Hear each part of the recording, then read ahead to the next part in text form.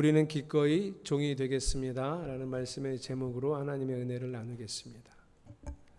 제가 개역개정, 새번역, 공동번역 이거를 컴퓨터 프로그램 성경으로 자꾸 왔다 갔다 하면서 보다 보니 고치지를 않고 오늘 성경을 개역개정으로 갖다 붙이는 모양입니다. 그래서 성경 봉독할 때 글이 조금 달랐죠. 제가 설교하다가 인용한 건 어디서 인용했는지 잘 모르겠네요.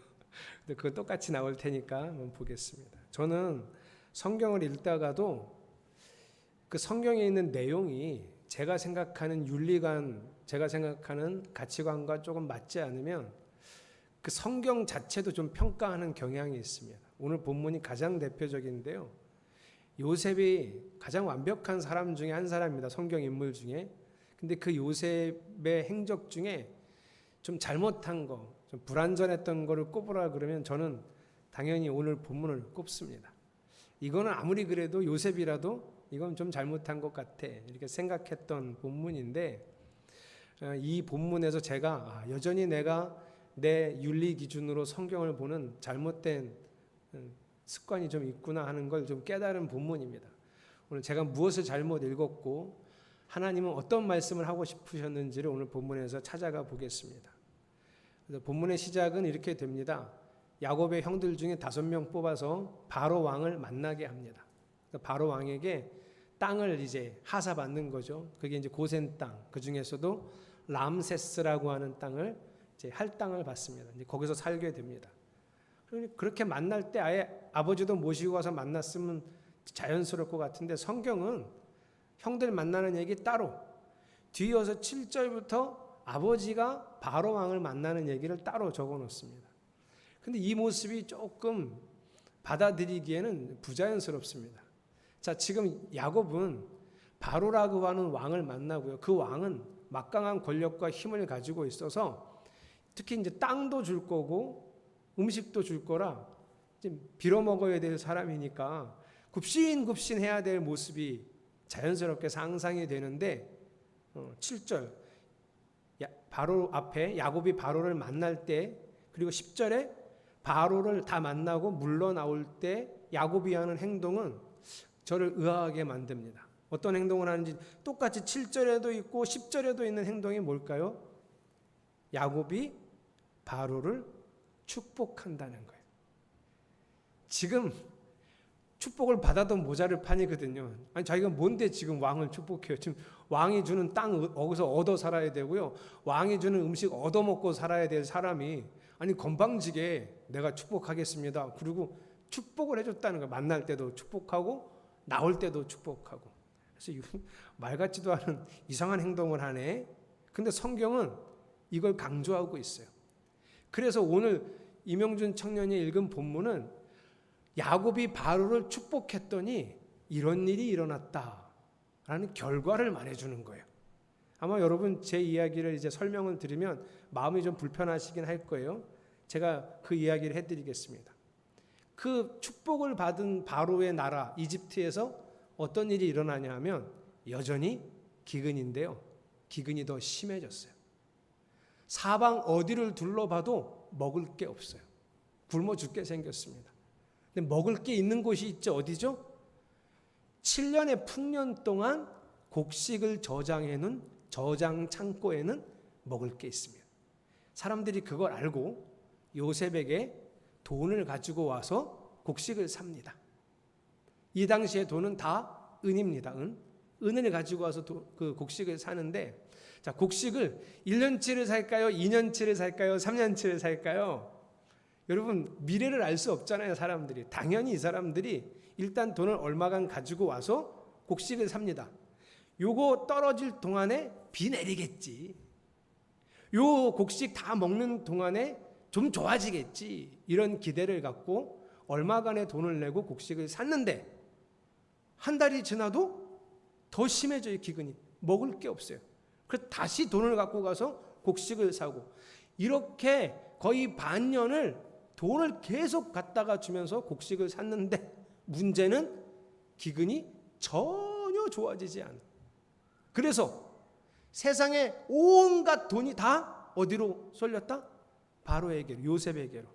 요셉이 그거를 다 걷어다가 바로의 궁에 저장을 했으니 바로는 떼부자가 된 거예요. 곡식을 싸게나 팔았겠어요, 여러분? 자, 그래서 반년 이상이 지났는데 그렇게 돈을 다 갖다가 썼는데도 여전히 기근. 죽게 생겼어요. 그래서 사람들이 그 다음에 뭘 갖고 왔냐면 가축을 갖고 왔어요. 걔네도 다 삐쩍 말랐겠죠, 여러분. 사람도 못 먹었으니 걔네도 못 먹었을 거고, 삐쩍 마른 가축, 이거 잡아먹기도 뭐한 거, 이거도 받아주십니까? 그랬더니 받는데요. 그걸 받고 곡식을 또 줬어요. 가축은 하나 갖다 팔고 둘 갖다 팔고 그랬을까요? 아니요. 얘 괜히 데리고 있다가 굶어서 죽으면 팔지도 못해. 먹을 것도 얼마 없어, 애가. 삐쩍 말라서. 그러니 가축은 다 갖다가 한꺼번에 팔고 곡식을 많이 얻었겠죠. 그럼 한번 살아보자. 한번 오래만 버텨보자. 내년엔 좋아지겠지. 그러니 바로는 얼마나 부자가 됐을까요? 돈 싹 긁어 모았죠. 가축 싹 긁어 모았죠. 근데 가축 다 죽게 된 거 어떡하죠? 아니요. 가축 다시 살릴 수 있습니다. 오늘 우리가 안 읽었지만 6절을 한번 같이 읽어볼까요? 6절. 이거 형들이 바로 만났을 때 이야기입니다. 시작. 이집트 땅이 그대 앞에 있으니 그대의 아버지와 형제들이 이 땅에서 가장 좋은 곳에서 살도록 거주지를 마련하시오. 그들이 고센 땅에서 살도록 주선하시오. 형제들 가운데서 특별한 능력이 있는 사람들을 그대가 알면 그들이 나의 짐승을 맡아 돌보도록 하시오. 지금 이렇게 사람들이 갖다 판 가축도 이제 누가 기르는다고요? 야곱의 형들이, 전문가들이거든요. 근데 전문가들도 먹을 게 없으면, 줄 게 없으면 못 기르겠죠? 줄 게 있어요, 없어요? 요셉이 주죠. 가축들 먹이라고. 바로도 부자가 되고 형들도 부자가 된 거예요. 자, 여기까지만 들으시고, 야, 정말 이 이야기가 정말 너무나 아름다운 이야기다, 이렇게 느껴지세요? 저는 여기까지 듣고 이게 뭐 하는 짓이야, 요셉이. 가난하고 힘없고 먹을 게 없어서 굶주린 사람들의 소유를 이런 식으로 뺐나? 이런 생각이 저는 들거든요. 이게 제가 가진 제 선입견이에요. 제 윤리의식이죠. 조금만 더 들어봅시다. 자, 그래서 이제 한 해가 그렇게 연명을 하고 지나갔는데 그 이듬해가 돼서 다시 좀 비가 내리고 땅이 좋아지고 곡식이 자라고 그럴 줄 알았죠? 안 되는 거예요. 7년에 흉년이니까 아직도 멀었어요. 또 아무것도 먹을 게 없어요. 눈 씻고 찾아봐도 먹을 게 없어요. 계속 죽으라 죽으라 합니다. 곡식이 없으니 죽어가는데 곡식을 사야 되죠. 이제 뭐밖에 없어요. 뭘로 곡식 사면 좋을까요, 여러분? 18절. 그 해가 다가고 이듬해가 되자 백성들이 요셉에게로 와서 말하였다. 돈은 이미 다 떨어지고 집 짐승마저 다 어른의 것이 되었으므로 이제 어른께 드릴 수 있는 것으로 남은 것이라고는 여기요, 우리와 몸뚱아리와 밭대기 뿐입니다. 어른께 무엇을 더 숨기겠습니까? 뭘 팔고 곡식을 산다고요? 땅, 그리고 그냥 나 자체를 파는 거예요. 이제 결과가 어떻게 됐을까요? 이집트 전역과 가나안 땅 근방까지의 모든 땅 문서는 다 바로한테로 가는 거예요. 그거 갖고도 안 되니까 사람들이 자기를 파는 거예요. 사람들도 다 바로의 소유가 되는 거예요. 이 정도면 바로는 막강한 권력을 갖게 되고 절대 군주 중에도 절대 군주죠. 이집트 전역과 그 주변에서 바로의 소유가 아닌 것은 거의 없다. 다 바로의 소유인데 유독 이 사람들 것만 바로의 소유가 안 됐어요. 그 사람들이 누군지 22절. 그러나 요셉은 제사장들이 가꾸는 밭은 사들이지 않았다. 제사장들은 바로에게서 정기적으로 녹슬 받고 있고 바로가 그들에게 주는 녹 가운데는 먹거리가 넉넉하였으므로 그들은 땅을 팔 필요가 없었다. 자, 여러분, 여기서 우리가 생각해야 될 것은 이제 이집트의 권력은 양분되는 거예요. 바로의 권력과 종교 권력으로. 종교적인 제사장들은 바로를 의지할 필요가 없어요. 그래서 양대의 권력이 존재하는데, 그래서 가장 막강한 권력을 가진 사람이 누가 되느냐? 여러분 혹시 기억하세요? 요셉이 어느 집에 장가 갔는지? 요셉이 바로가 장가를 보냈어요. 어디에 장가 갔냐면 온의 제사장 보디베라의 딸과 결혼했어요. 온은 지역 이름이에요. 근데 이 온이 이집트 종교의 중심지예요. 그러니까 온의 제사장이면 이집트의 제사장 중에 가장 높은 사람을 의미해요. 그러니까 요셉의 처가가 종교 권력의 핵심이에요. 이집트의 권력은 바로의 권력과 종교 권력으로 양분됐는데 이 두 권력을 다 손에 쥐고 있는 사람이 바로 요셉이에요.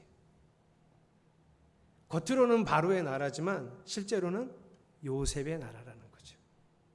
물론 요셉은 바로 황제를 추켜 세우겠지만 실제의 실세를 가진 사람은 요셉이에요. 이렇게 요셉이 모든 권력과 모든 것들을 할 수 있게 되자 자기의 소유가 된 백성들을 강제 이주시킵니다. 여기저기 땅으로 강제 이주시켜서 땅을 관리하는 거예요. 그래서 땅을 사람에게 숫자에 맞게끔 줍니다. 김상기 권사님한테는 2,000평을 줍니다. 5식구라. 저한테도 2,000평 줍니다. 그러나 김우중 성도한테는 500평을 채 안 줍니다. 둘밖에 없으니 그것을 먹고 살면 되니까 이렇게. 그러나 자기가 원래 살던 곳이 아니라 강제 이주시켜서 새로운 곳에서 땅을 개간하고 농사를 짓게 하는 거예요. 근데 흉년인데 무슨 농사를 짓죠? 뭘 뿌려요? 종자 나라에서 요셉이 줍니다. 이제 이 기근이 지나고 조금 곡식이 자라면 혼자 사람 힘으로 하기가 어렵겠죠. 그러면 무엇도 해줄까요? 가축 대여해 줍니다. 나라에서. 그 가축 어디 있죠? 형들이 잘 기르고 있어요. 지금. 그 가축 대여서 밭을 갈게 하고 농사를 돕게 합니다. 그리고 나라에서 인재를 등용해서 그 인재들이 농사를 더 잘 짓는 법을 연구하고 개발해서 종자도 개발해서 그것도 나라에서 배포해 줍니다. 이렇게 요셉이 새로운 개혁을 만들어내는 거예요. 그것뿐만 아니라 요셉이 그렇게 땅을 나눠주면서 이렇게 얘기했어요. 여기서 생산물이 나오거든 5분의 1은 바로에게 나라에 바치고 5분의 4로 먹고 살아라. 조세제도도 개혁을 했습니다. 이게 오늘 우리 이명준 청년이 읽은 이야기의 끝이에요. 자, 여기까지 다 들으셨어요? 자, 야곱이 말도 안 되게 바로를 축복했죠. 그리고 그 축복의 결과로 이 이야기가 나온 거예요. 아름답게 들리세요, 여러분? 와, 오늘 이야기 너무 해피엔딩이에요. 이렇게 들리세요? 제가 가진 윤리의식으로 이 본문을 보면 요셉은 나쁜 놈이에요. 그리고 저는 이런 기대를 했거든요. 요셉이잖아요. 하나님의 사람이잖아요. 하나님의 은혜는 어떻게 베풀어줘야 하죠? 창고에 가득히 7년 풍년 동안 곡식을 쌓아놨어요. 근데 7년의 흉년으로 사람들이 굶어 죽어가요. 그래서 요셉이 하나님의 사랑과 은혜로 창고의 문을 열어서 굶어 죽어가는 사람들에게 거저 얼마나 힘이 드세요. 이리로 오세요. 곡식을 나눠주겠습니다. 이렇게 얼마나 아름다워요. 저는 이걸 기대했거든요. 근데 이 인간이 힘없고 가난하고 먹을 것 없어 죽어가는 사람들의 것을 다 뺏어서 그걸 자기 소유로 삼고 먹을 거 하나 가지고 사람들을 좌지우지한 거잖아요. 나빠. 남의 약점을 이용해서 자기 소유를 늘린 아주 악독한 사람. 저는 이렇게 읽어지니까 왜 이렇게 했을까? 마음이 불편한 거예요. 그러면 정말 제가 읽은 것처럼 성경도 하나님도 그렇게 말하고 있는지가 더 중요한데 어떻게 말하고 있는지를 이 구절에서 알아볼 수 있어요. 25절입니다. 이거 여러분들이 읽어보겠습니다. 시작.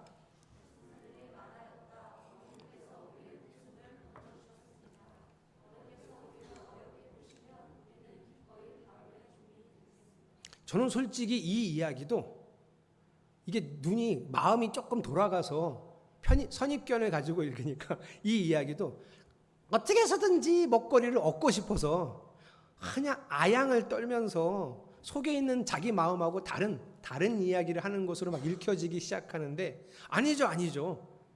성경은 만약에 정말 사람들이 저 나쁜 놈의 새끼 내가 그래도 저거한테 잘 보여서 먹을 건 얻어야지 그렇게 얘기했으면 그렇게 얘기했다고 적어놨을 거예요. 성경은 뭐라고 얘기하죠? 이 사람들이 너무 좋아하는 거예요. 누구를? 요셉을. 너무 고마워해요. 너무 감사하고 심지어 뭐라고 얘기해요? 저 종 삼아 주시면 안 돼요? 여기에 들어있는 뉘앙스는 어떤 뉘앙스까지 있냐 하면 우리가 이쁜 짓 할 테니까 제발 우리 종으로 좀 삼아주세요. 이런 얘기예요. 지금 성경은 하나님은 무슨 얘기하고 있어요? 요셉이 참 잘했다. 야곱이 바로를 축복한 그 결과가 이렇게 아름다운 이야기로 마무리되었다 라고 얘기하고 있어요. 내가 받아들이기 어렵게. 근데 여러분 그건 정말 제 착각이었어요. 이스라엘에는 율법이 있고요. 그 율법 중에는 종에 관한 율법도 있는데 그 율법에 이런 내용이 있어요. 만약에 히브리 사람 같은 동족이 무슨 사정에 의해서 모든 것을 다 잃고 먹고 살 수가 없어서 종이 됐어요. 그러면 어떻게 해야 되냐면 6년 동안 종살이를 하다가 7년째 되는 해에는 무조건 아무 조건 없이 자유인으로 풀어줘야 합니다. 이게 율법이에요. 하나님의 율법. 7년째에는 자유인이 돼요. 그런데 그 종이 자유인이 되어야 될 종이 주인이 너무 좋아. 우리 주인이. 그래서 주인하고 헤어져 살기 싫어. 그리고 이 주인하고 같이 살면 평생이 너무 좋아. 걱정할 거 하나 없이 먹고 살 수 있어. 그래서 저는 평생 주인의 종이 되고 싶어요. 이런 종이 생기면 그 종은 어떻게 하는지에 대한 율법이 나와 있어요. 신명기 15장 16절 17절. 자, 16절은 무슨 내용이에요? 종이 있는데 그 종이 아까처럼 저는 나가기 싫어요. 저는 종하고 싶어요. 이렇게 얘기하거든. 17절. 당신들은 그의 귀를 문에 대고 송곳으로 그 귓볼을 뚫으십시오.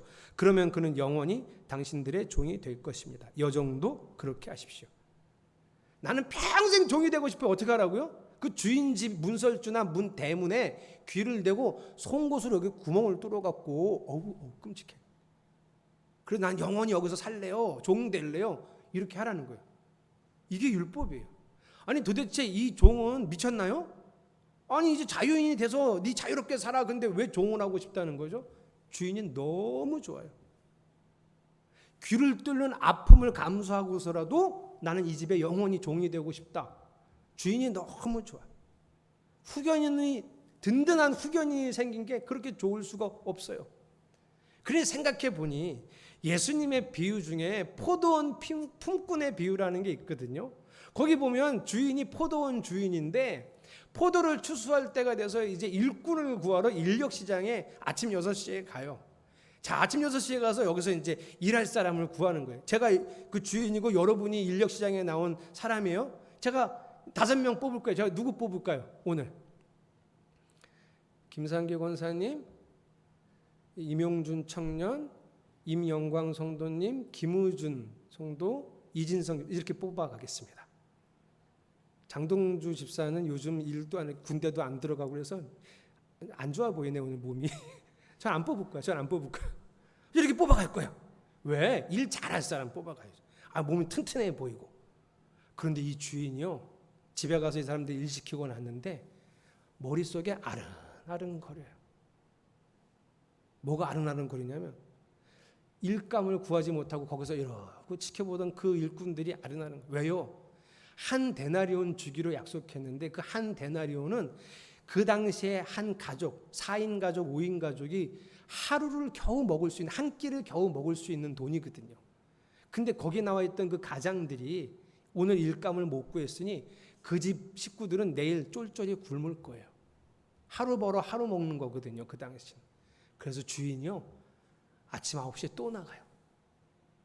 그래서 이렇게 보고 사람 좀 더 구합시다. 그래서 누구 데리고 갔을까요? 이번에 황순직 장로님, 이원식 권사님 그리고 데리고 간 거죠. 미안해요, 장동주 집사님. 네. 네. 김상윤 집사님 미안해요. 우리 아버지는 또 연세가 많이 데리고 갔어요. 그런데도 또 가서 보니 또 아른아른거려요. 왜요? 아휴, 그 집 식구들은 내일 굶을 텐데. 주인이 얼마나 좋아요. 그래서 몇 시에도 가신 줄 알아요? 5시에도. 5시에 인력시장에 또 가봤더니 이 인간들이 여전히 거기 쭈그리고 앉아서 정말 불쌍한 표정으로 김상윤 집사랑 장동주 집사랑 거기서 이러고 있는 거예요. 갑시다. 그리고 데리고 갔어요. 걸어가는데 30분 이상 걸려요. 왜냐하면 포도원이 도심지에 있지를 않거든요. 그 사람들은 가자마자 일 좀 하려고 하는데 자, 품삯 드릴게요. 그리고 품삯을 주는데 아침 6시에 온 사람들한테 주기로 했던 그 한 데나리온을 김상윤 집사랑 장동주 집사한테 주는 거예요. 그러니까 가지고 가서 내일 식구들 다 먹이라고. 이 주인 좋아요, 안 좋아요?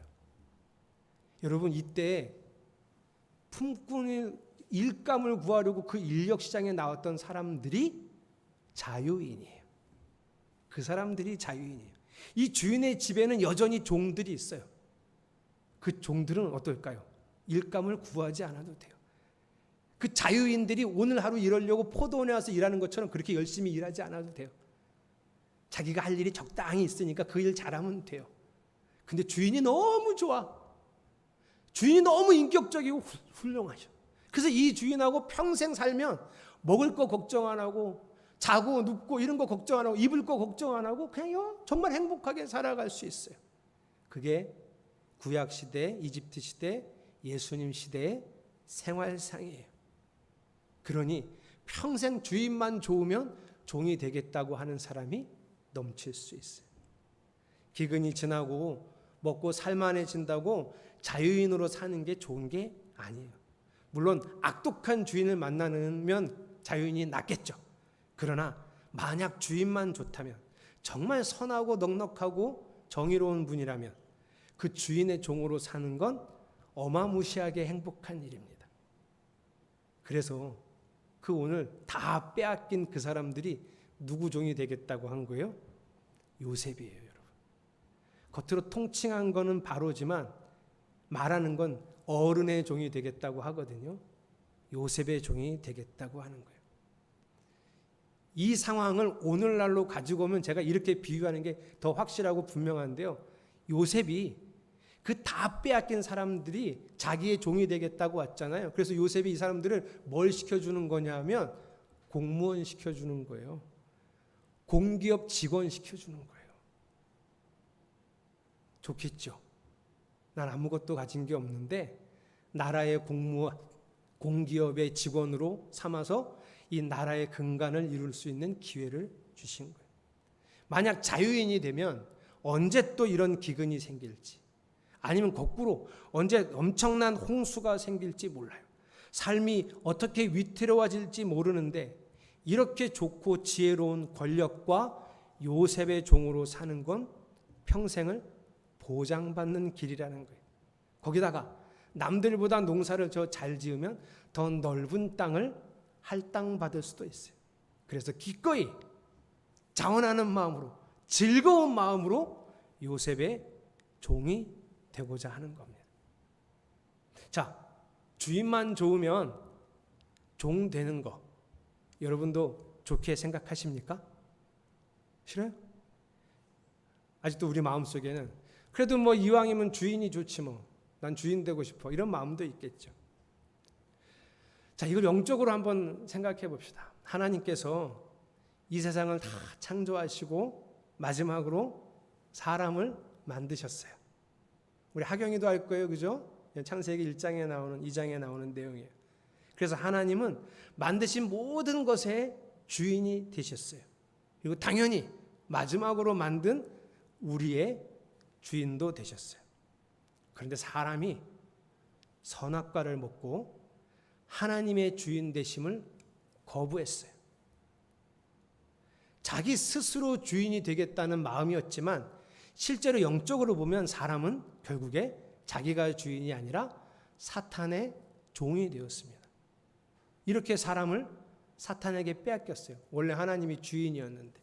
그래서 하나님이 그 자리를 되찾기로 하셨어요. 하나님께서 사탄으로부터 우리를 되찾기 위해 값을 치르셔요. 그냥 뺏어오는 게 아니라 값을 내고, 돈을 내고 되찾아오세요. 그때 하나님이 지불하신 값이 무엇이냐? 예수님 목숨이에요. 예수님은 이미 이 값을 다 지불했습니다. 그래서 우리의 법적 소유권은 이미 예수님께 있습니다. 그러나 아직 예수님이 강제 집행하지 않으셨어요. 아직도 우리에게 선택권을 남겨두시고 강제 집행하지 않으셨어요. 왜냐하면 하나님은 예전이나 지금이나 강제로 주인이 되고 싶어 하시는 분이 아니라 오늘 나온 그 이집트 사람들처럼 저는 하나님 종 되고 싶어요. 저는 하나님의 사람이 되고 싶어요. 이렇게 기쁜 마음으로 기꺼이 자원하는 마음으로 하시기를 원하시기 때문이에요. 강제로 우리를 끌고 와서 우리의 귓볼을 잡아당기고 막 구멍을 뚫고 싶어 하시는 분이 아니라 그 고통스러운 일을 저 정말 하고 싶어요. 저 정말 하나님 종 되고 싶어요. 제 귀 좀 뚫어주세요. 라고 말하기를 원하세요. 이 좋으신 하나님, 이 사랑의 하나님의 종으로 살고 싶으십니까? 저는 오늘 본문을 보면서 다시 한번 하나님께 기도했어요. 하나님, 제가 하나님 종으로 살고 싶습니다. 전 여러분도 그렇게 기도하기를 원합니다. 근데 그동안 이 교회에 내려오는 뭐 전통인가 뭐 그런 걸 보면 하나님의 종은 누구죠?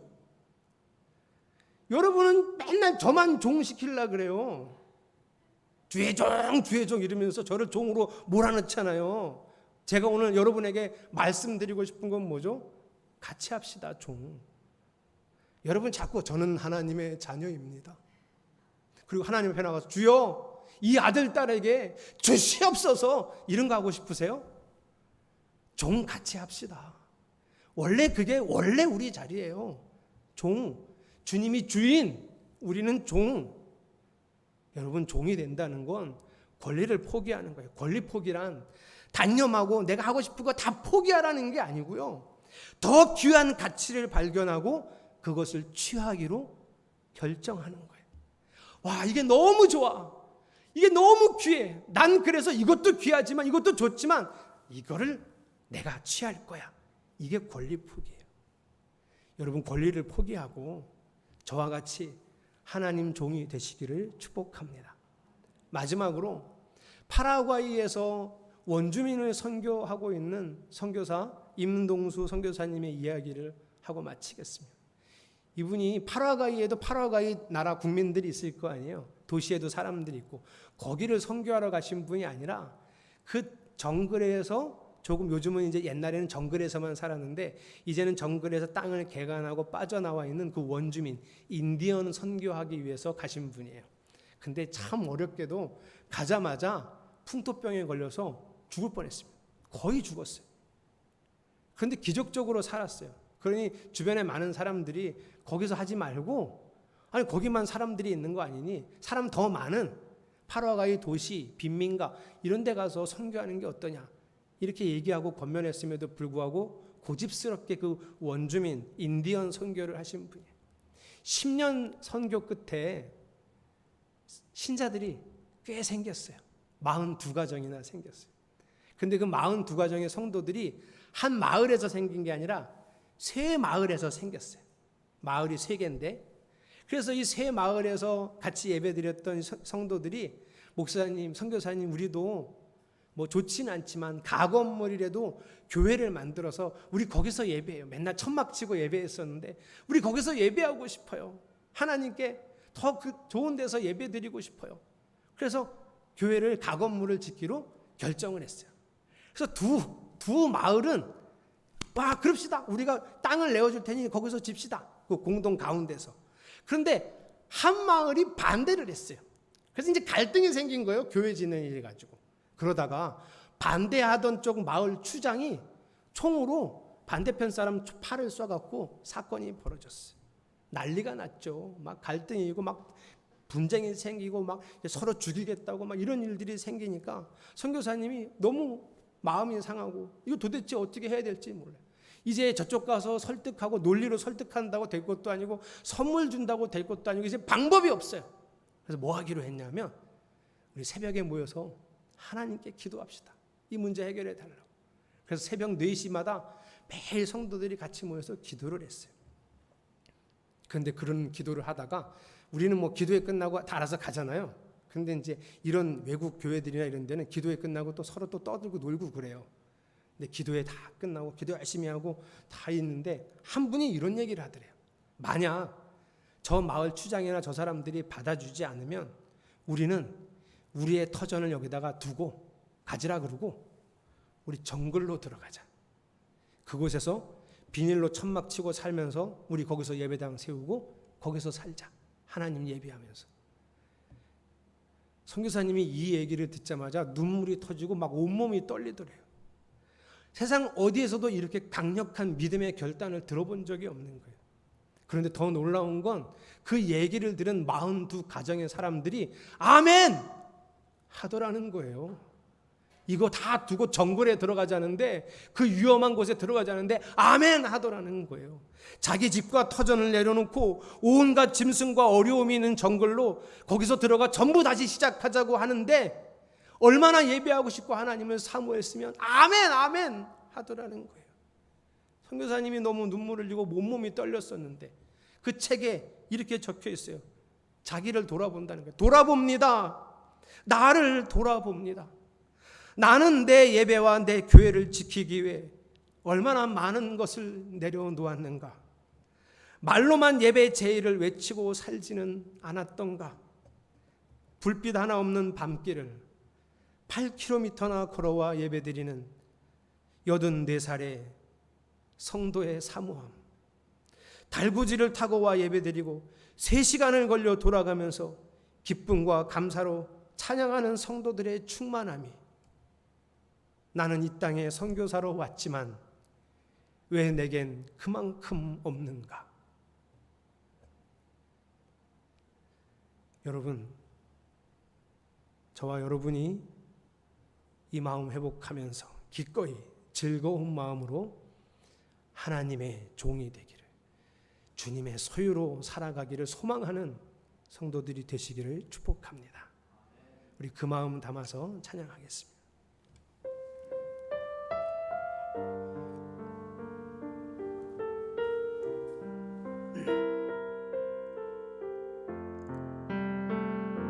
나를 지으신 이가 하나님, 나를 지으신 이가 하나님, 나를 부르신 이가 하나님, 나를 보내신 이도 하나님, 나의 나 된 것은 다 하나님 은혜라. 나의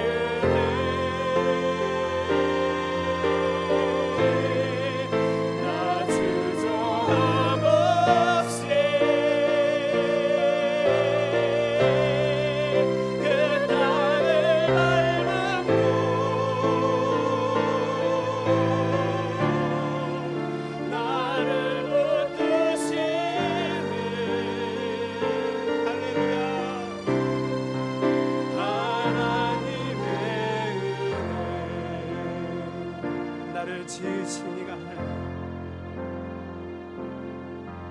나를 지으신 이가 하나님,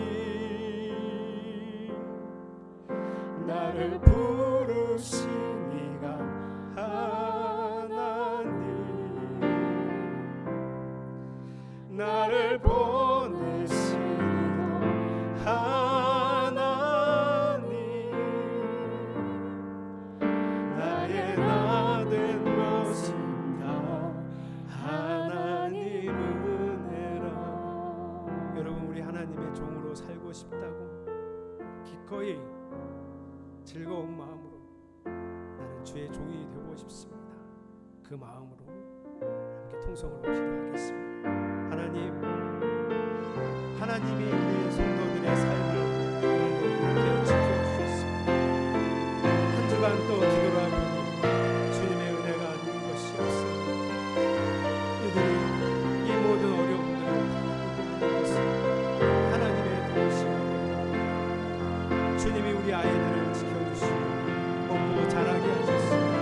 주님이 우리 성도들의 삶 하나하나를 지켜서 세어나가지 않고 쓰러지지 아니하고 아프지 않고 또 한 주의 삶을 이렇게 놀랍도록 살아오게 하셨습니다.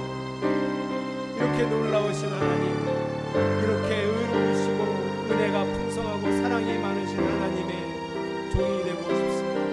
영원히, 평생이 아니라 영원한 종으로 살고 싶습니다. 오늘 우리 성도들과 제가 이 마음 아파요 하나님께 간절히 간구하오니 우리를 주님의 종으로 삼아 주시옵소서. 우리를 주의 종으로 삼아 주시옵소서. 이 마음 변치 아니하고 영원히 주님과 함께 그 나라의 종으로 살기 원하오니 우리를 받아 주시옵소서. 우리를 이끌어 주시옵소서. 나를 지으신 이가 하나님, 나를 지으신 이가 하나님, 나를 부르신 이가 하나님, 나를 보내신 이도 하나님, 나의 나 된 것은 다 하나님 은혜라. 전능하시고 사랑이 많으시고 의로우시며 우리를 끔찍하게 사랑하시는 하나님의 영원한 종이 되고 싶습니다. 하나님, 우리를 받아 주시옵소서. 이 종으로 주와 함께 영원히 살기를 소망합니다. 예수 그리스도의 이름으로 간절히 기도드렸습니다. 아멘.